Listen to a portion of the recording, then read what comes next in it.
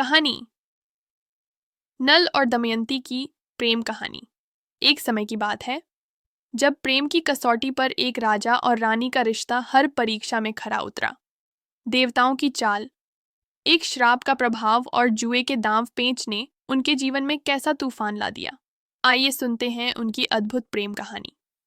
निषाद देश के राजा वीरसेन के पुत्र नल एक पराक्रमी, रूपवान और धर्मनिष्ठ राजा थे।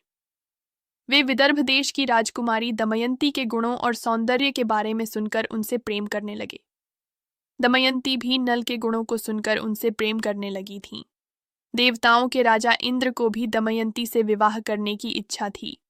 जब दमयंती का स्वयंवर का समय आया तो इंद्र ने नल के रूप में वहां प्रवेश किया। साथ ही अग्नि, वरुण और यम जैसे अन्य देवता भी नल का रूप धारण कर स्वयंवर में पहुंचे ताकि दमयंती उन्हें ही नल समझकर चुन ले। दमयंती असमंजस में पड़ गईं क्योंकि वहां एक जैसे 5 नल बैठे थे। तब दमयंती ने देवताओं से प्रार्थना की और उन्हें पहचान लिया।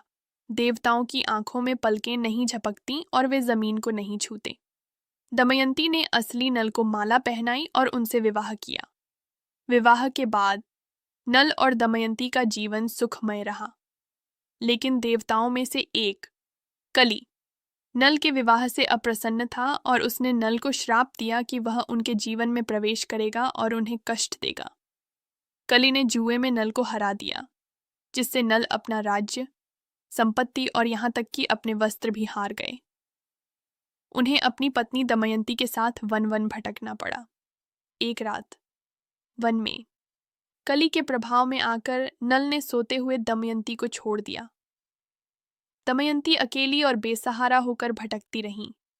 नल भी वियोग और दरिद्रता में भटकते रहे और उन्होंने बाहुक नाम से एक सारथी के रूप में काम करना शुरू कर दिया, क्योंकि कली के प्रभाव से उनका रूप बदल गया था। अंततः दमयंती ने अपने बुद्धि कौशल से नल को ढूंढ निकाला। एक दूसरे स्वयंवर की घोषणा की गई, जिसमें नल भी बाहुक के रूप में उपस्थित थे।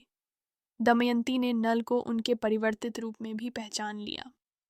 जब नल ने जुए में सब कुछ वापस जीत लिया, कली का प्रभाव समाप्त हो गया, तो उनका असली रूप और वैभव वापस आ गया। नल और दमयंती का पुनर्मिलन हुआ